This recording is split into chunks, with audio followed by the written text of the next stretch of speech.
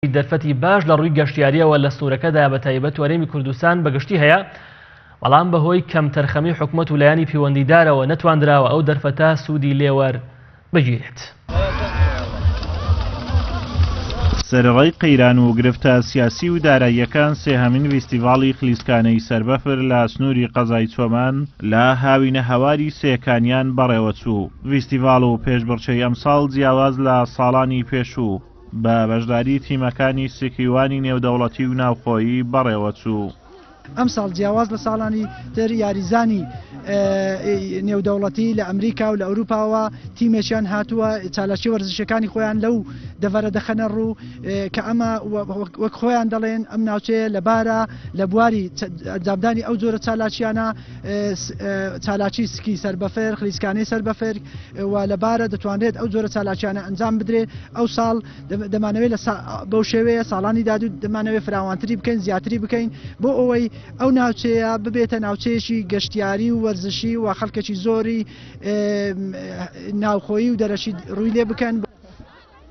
بەهۆی کەش و هەوایەکی تایبەت لە وەرزی زستان و بەفرانباریدا ناوچەی باڵەکایەتی بەهۆی هەڵکەوتەی جوگرافی و بوونی چەندین شاخ و هەڵکەوتەی جوگرافیایی جیاوازەوە ساڵانە بەفرێکی باش دەبارێت و هاوڵاتیان و ئارەزومەندانی خلیسکانە ڕوو لەو ناوچەیە دەکەن. ئێمەکو یاریزانانی خلیسکێنەی سەربەفر لە پێنجۆن بەشداریم فیستیڤاڵەمان کردووە.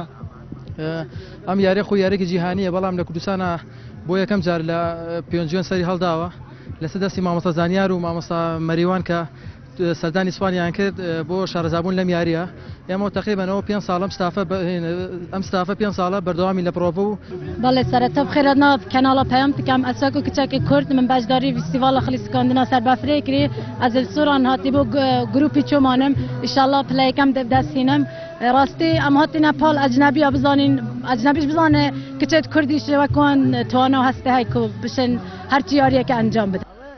سەرەڕای بوونی دەرفەتێکی باش و شیاو لە ڕووی گەشتیاریەوە لە سنوورەکە بە تایبەتی و بەگشتی لەسەر ئاستی باشووری کوردستان بەهۆی کەمتەرخەمی حکوومەت و لایەنی پەیوەندیدارەوە نەتوانراوە ئەو دەرفەتە سوودی لێوەربگیرێت و کەرتی گەشتیاریش ببێتە سەرچاوەیەکی گرنگ و تایبەت لە ڕووی ئابووریەوە. هەر ئەمەشە وای کردووە هەرێمی کوردستان لە ئێستا و ڕابردوودا پشتی تەنها بە سەرچاوەی سامانی سروشتی بە تایبەتی نەوت بەستووە، بۆیە لە بچووکترین قەیران و تەنگەشەدا ناتوانێ بەرگە بگرێت.